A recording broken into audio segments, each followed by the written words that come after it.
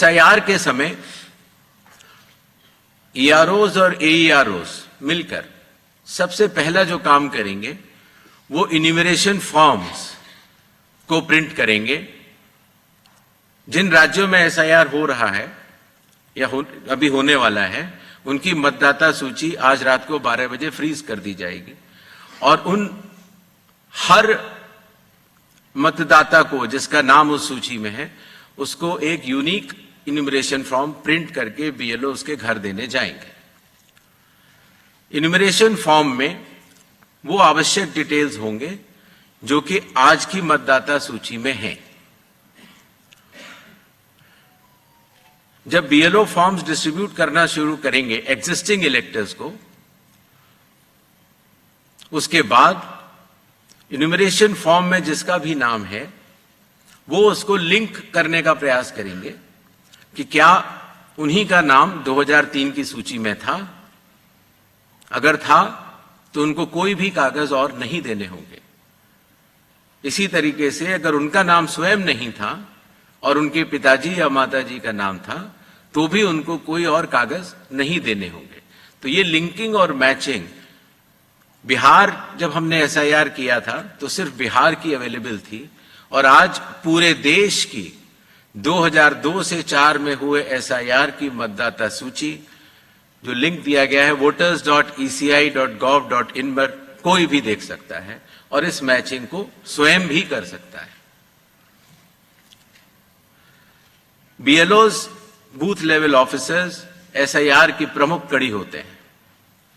जब वो घर जाते हैं तो कई बार ऐसा भी हो सकता है कि किसी और व्यक्ति की उम्र उस घर में 18 साल के ऊपर की हो गई हो, तो हाथ की हाथ उसी समय वो उनका फॉर्म 6 भी भरवा लेंगे और डिक्लेरेशन भी ले लेंगे और उसकी मैचिंग और लिंकिंग भी पुराने एसआईआर से कर लेंगे। कई बार हमारे मतदाता अगर पढ़ने या लिखने में उनको दिक्कत है तो बूथ लेवल ऑफिसर उनको इन्यूमरेशन फॉर्म भरने में मदद भी करेगा और मदद करने के बाद इस तरह के सारे इन्यूमरेशन फॉर्म्स मैचिंग और लिंकिंग करने के बाद वो ईआरओ और एईआरओ को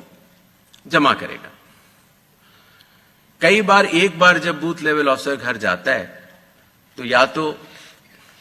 कुछ मतदाता अवेलेबल नहीं होते या कहीं गए होते हैं और या उनको मैचिंग या लिंकिंग करने में कोई समय लग रहा हो, तो ऐसे केस में बूथ लेवल ऑफिसर्स दूसरी बार भी जाएंगे और तीसरी बार भी जाएंगे। 3 बार हर बीएलओ हर घर जाएगा। जो प्रवासी लोगों की समस्या को हटाने के लिए जो राज्य से कुछ समय के लिए बाहर गए हुए हैं लेकिन वहीं के सामान्यतः रहने वाले हैं, वो ऑनलाइन भी भर सकते हैं और खास तौर से कई बार अर्बन वोटर्स को, क्योंकि उनके दिन के समय ही ऑफिस आवर्स रहते हैं, तो वो भी ऑनलाइन भर सकते हैं।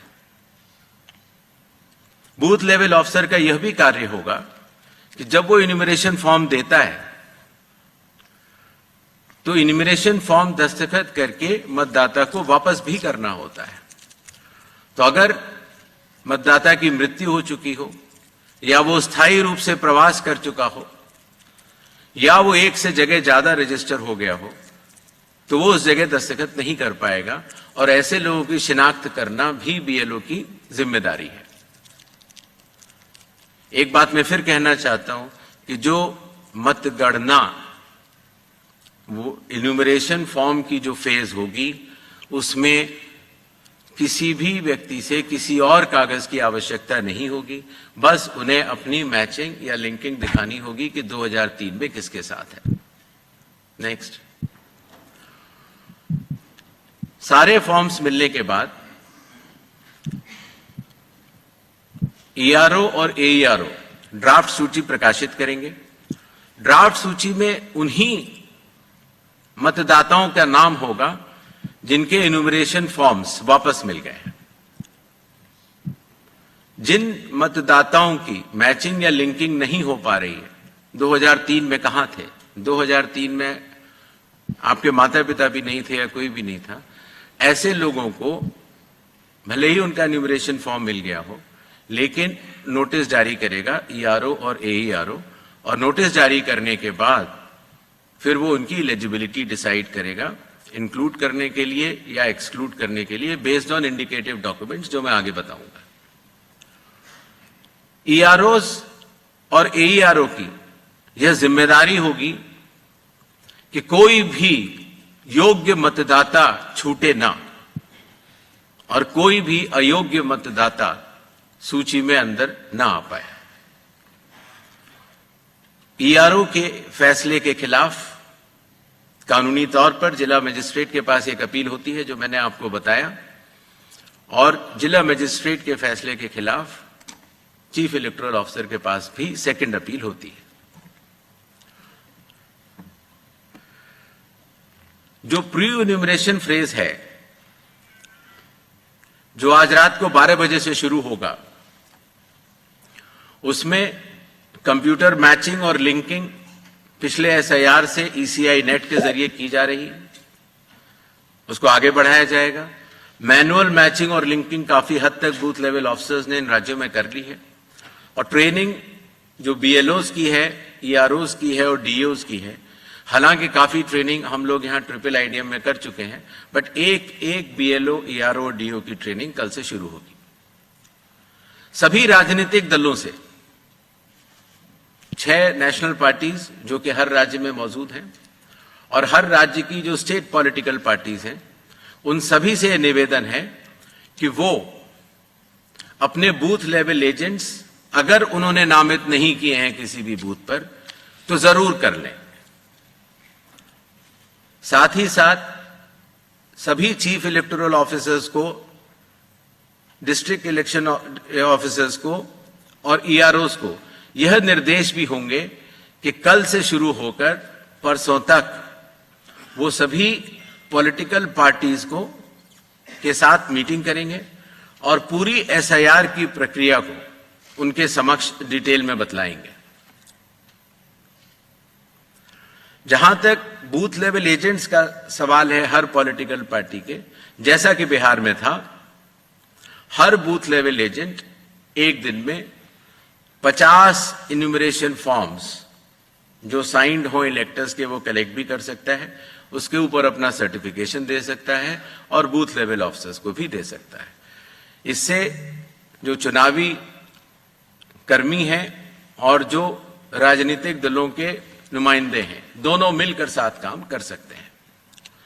इन्यूमरेशन फेज में इन्यूमरेशन फॉर्म की प्रिंटिंग, डिस्ट्रीब्यूशन, मैचिंग और लिंकिंग विद 2002, 3 या 4 इलेक्टोरल रोल्स और इन्यूमरेशन फॉर्म्स को वापस कलेक्ट करने का कार्य होगा। और साथ ही साथ, जैसा आप सबको पता है, मतदाताओं की सुविधा के लिए चुनाव आयोग ने निर्णय लिया है कि किसी भी मतदान केंद्र में 1200 से अधिक मतदाता नहीं होने चाहिए, जिससे कि भीड़ न लगे। उसके हिसाब से रैशनलाइजेशन ऑफ पोलिंग स्टेशंस भी होगा। सारे इन्यूमरेशन फॉर्म्स जो वापस आने थे, उनके आने के बाद इलेक्टोरल रोल्स की ड्राफ्ट पब्लिश की जाएगी। ये सारी स्टेप्स वही हैं जो बिहार में हुई हैं, और उसी के साथ साथ चूंकि इन्यूमरेशन फॉर्म लेते समय ये पता लग जाता है कि ये व्यक्ति एब्सेंट है या शिफ्टेड है या डेड है या उनके डुप्लीकेट वोट्स बने हुए हैं, उन सब की लिस्टें बिहार में भी वो सभी बीएलए से भी शेयर की गई थी। पंचायत या पब्लिक ऑफिसेज के नोटिस बोर्ड पर भी लगाई जाएंगी और सीईओ के वेबसाइट पर भी अवेलेबल होंगी, जिससे कि कोई भी व्यक्ति एपिक नंबर लगा के देख सकता है कि उसका, जैसे पिताजी का नाम अगर उसकी मृत्यु हो गई है तो वहीं पर है कि नहीं। ड्राफ्ट सूची पब्लिश होने के बाद जिन लोगों की मैचिंग या लिंकिंग 2003 या 2 या 4 से नहीं हो पाई है, उनको ईआरओ नोटिस जारी करेंगे। नोटिस के बाद हियरिंग होगी और हियरिंग में जो भी इंडिकेटिव डॉक्यूमेंट्स हैं उनको चेकिंग किया जाएगा। और ईआरओ ये भी उनसे पूछेगा कि 2003 में आप कहां थे या आपके माताजी पिताजी कहां थे, जिससे अगर लिंकिंग नहीं भी हो पाई है तो वो भी कर पाए। साथ ही साथ क्लेम्स एंड ऑब्जेक्शंस का पीरियड भी शुरू हो जाता है। तो किसी व्यक्ति का, योग्य व्यक्ति का अगर नाम छूट गया है तो अपना क्लेम वो जमा कर सकता है इंक्लूजन के लिए, फॉर्म 6 भर सकता है डिक्लेरेशन के साथ, या ऑब्जेक्शंस भी दे सकता है फॉर्म 7 में, या कई बार उसके नाम में अगर गलती हो या किसी और एंट्री में अगर गलती हो तो फॉर्मेट भी दे सकता है। तो ये क्लेम्स एंड ऑब्जेक्शंस रिसीव का पीरियड होता है जो कि किया जाएगा, बिहार में भी किया गया था, और उसके ऊपर ईआरओज अपना निर्णय लेंगे। ये कार्य पूर्ण होने के बाद फाइनल रूल्स पब्लिश होंगे और उसके बाद 15 दिन का समय जिला मजिस्ट्रेट के पास फर्स्ट अपील देने का और उसके बाद सीईओ के पास सेकंड अपील देने का, सभी के पास ये कानूनी मार्ग उपलब्ध होगा।